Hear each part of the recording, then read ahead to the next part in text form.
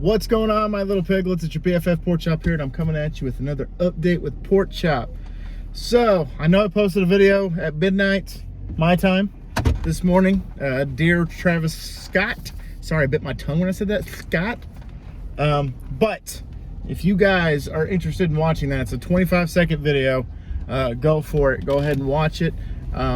It's something that I think is like a rest in peace to the victims of the Astroworld incident, and I just did a little short video of how it should have been done, how it was supposed to be done.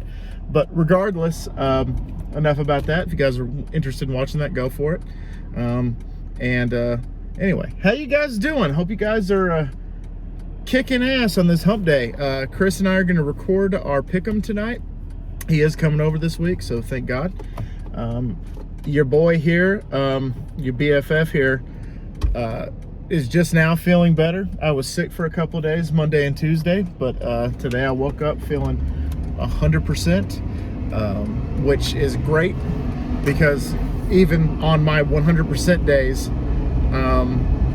I still feel like I can go until I'm about half, and this I kind of felt like a quarter of myself. Like I was having a hard time lifting like light objects. What had happened was the wife, my friend Tanner, and his girlfriend Brittany all went to the Cowboys Broncos game last weekend. My review of the game was so there you go. There's my analysis on that.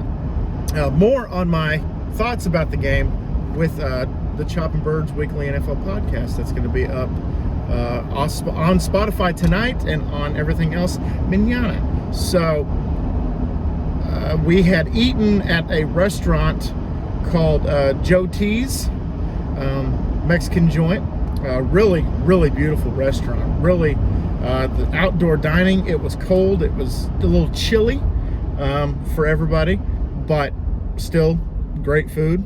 And I really want to thank Brittany for introducing us to that place. And then the next day we went to a breakfast joint called Our Place, and I got steak and eggs and steak because I was told that's what you should have for breakfast. So I had that with some grits and some pancakes with some sugar-free syrup. Pretty good stuff. Then went to the game, and I was telling somebody about this today because one of my coworkers went to Disneyland this weekend, and I went to the Cowboys game this weekend. So I went to Jerry World, she went to Disneyland, and she was talking about the prices of some of the concessions and some of the in-park only items that you can get and stuff like that, and it wasn't really that bad. And I was like, oh, well, a jalapeno sausage that was about this long, 2 drinks, a bottle of water, and a bag of peanuts cost me $43. And she's like, wow, it's way more expensive at Jerry World. I said, yeah, it's really expensive at Jerry World. So we compared prices, and obviously I paid the most, which is not something to brag about, but it was just like, somebody was asking me, they're like, why is it so much to eat at a Cowboys game? I said, because it's the NFL. It's the most profitable league in the world. And so they can charge whatever they want. If they want to charge $11 for a hot dog, they can charge $11 for a hot dog. Oh, you want a Pepsi? You want a Diet Pepsi? Guess what? That'll run you about $8. You know? Oh, but it's in a Souvenir Collective cup. So if you really want the cup is what costs you like the $6.50, but the soda itself, the carbonation, stuff like that, will run you about $1.50. That's kind of how it goes, I think. But anyway, and then after the game, after we were losing 30-0, we decided to make it towards the exit to beat traffic. And they scored twice. And the time we left our seats to get to the outside of the stadium to start heading towards our vehicle, we had scored 16 points. And I was like, where the hell was this prior to the fourth quarter? Because we scored 0 points going into the fourth quarter, which was, like I said, so anyway, like I said, more analysis for the pick'em.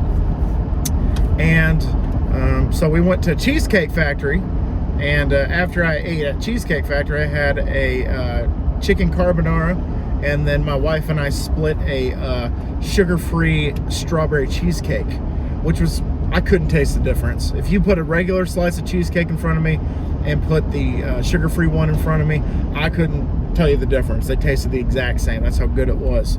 And so I ate that, and then I started feeling a little icky. My stomach was kind of starting to gurgle a little bit.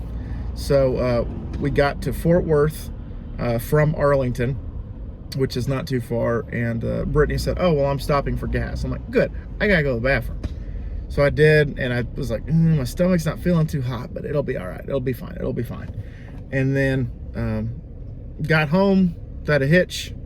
The next morning, woke up, and it felt like there was like, somebody put it like, I'd woken up like I had swallowed like a 10-pound weight. Like my stomach felt heavy. It felt just like a drum. And I was like, okay, this is weird. I felt fine. It was just my stomach felt really heavy. And I just was not feeling good as the day went on. And so finally, about 11:30 or 12, I bleh, twice. And it was the beginning of my downward spiral for 48 hours. Because I immediately took pretty much all the deliveries I could take for that day, and then I called it a day, went home and passed out for a couple of hours. And then my wife came home. She gave me some tea and some soup and some crackers, and so I ate that, and then I went back to sleep. And then I woke up the next morning and I was like, still feel a little icky, but I'll be all right. I'll be fine. So I went to work, and sure enough, I was fine up until I got to work, and then my body was like, bro, you should have stayed home. Except it wasn't a stomach issue on day 2. Because my stomach bugs I can usually run through in 24 hours. Like I'll puke and all that stuff for 24 hours, and then I'm fine. But this was like, I had headache and sinus pressure, and just, it was all up here day 2 because I was dehydrated and I wasn't feeling good, and I really couldn't stomach much. I ate half of that bowl of soup that I had mentioned previous, and I'm like, yep, that's all I can eat. So within like 48 hours, all I had was half a bowl of soup and some crackers. And then I ate some more crackers at work, and then I was like, yeah, I think I'm good. So I went home an hour early from work instead of 2. And I just went home and edited some Huskies videos together, and then edited that Dear Travis Scott video together. Then my wife came home.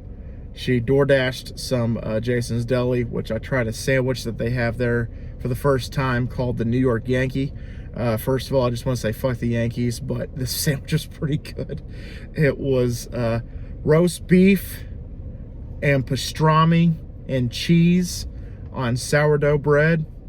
So I got the manager special, so I got half that, and then a tomato basil soup with a side of fruit and some of yogurt dip, and that was pretty good. So that was my test. I was like, okay, we'll see if this is just a head thing or if it's also a head and stomach thing, but it's kind of lingering in the background. So I ate and just waited and waited. No stomach problems, no stomach issues, but my head started throbbing. Like I could feel the back of my head throbbing. And I said, okay, to hell with this. So I went into the kitchen and I said, if I can stomach food, then I'm just gonna chug this 32 ounce of water before bed. And sure enough, I was dehydrated. So my head stopped pounding after I got something to drink that wasn't a Diet Coke, and it was actually water. And that's why I say water is important, guys. Drink as much water as you can throughout the day. I average about a gallon a day. I usually chug a 32 ounce before I go to work. I drink about 32 to 64 at work, and then drink one more 32 ounce when I get home. And there you go. That's a gallon for the day. And a lot of people, that's gonna suck for them. You gotta pee a lot, but you know what? Sometimes in order to be healthy, sorry, I just kind of eavesdropped on that thing. And rubber-decked, actually, is a better term. Just drink the gallon of water. It's good for you. I know that Adam Ruins Everything says that you really don't need to be drinking a gallon a day. You don't have to have a set number. You just drink when you're thirsty. But the health benefits of me drinking a gallon of water a day, I've noticed that, you know, I got a little bit more energy. I'm not eating as much as I usually do, and it's good. It's a good show. But anyway, regardless of that, nothing else much to really update y'all on. Hopefully going to be starting Arkham Asylum here pretty soon. I know we're halfway through November almost. Well, not really. We're about a third of the way through. But I've just had no time to do any of this. I was planning on probably doing it yesterday when I got home from work, but I really needed to edit those Huskies videos to get those in the queue and ready to go for next week and the next week after that. And I'm gonna have to record some more because I won't be in town. Actually, I think I will be in town for Thanksgiving, the Tuesday before Thanksgiving. But I'm going to New Mexico to see my wife's family. It's her turn for the rotation for Thanksgiving this year, and then we're having Christmas here in Amarillo, and then next year it's gonna flip, and then it's going to flip the next year, and we just go back and forth on holidays. So she could see her family for one holiday, and I get to spend time with mine for another, and then we just flip-flop back and forth. So yeah, it's a good compromise, that's for sure. And so other than that, guys, I really don't have a lot for you. Maybe if you guys want to ask me some questions down in the comments, there's your homework. Go ahead and ask me some questions, and I'll get to them the best I can. It could be about anything between pop culture, health. I'm not really the encyclopedia of health, but I mean, I could, answer your questions if you have something. Food-related questions, video game-related questions, whatever. Just ask me some personal questions that aren't too personal, if that makes sense, and I'll get back to you. Oh, one last thing, we started watching that Dr. Death on Peacock. You can actually watch it for free on Peacock.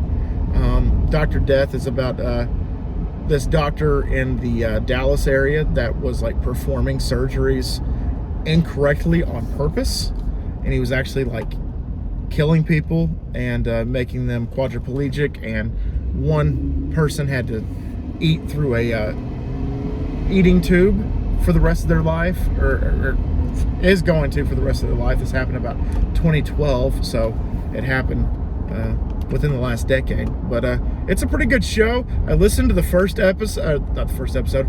I listened to the first season of the podcast. It's actually a podcast also called Dr. Death, and it follows Christopher Dutch and all the botched surgeries that he did and all the crap and everything, and it goes into detail. I actually found out last week that there's a second and a third season, but I don't think it follows Dutch. I think it follows two different doctors. But anyway, I've said this about 5 times now, but I'm serious this time. Guys, that's all I got for you. Thank y'all so much once again for dropping by. Homework, just ask me a question or two and we'll call it good.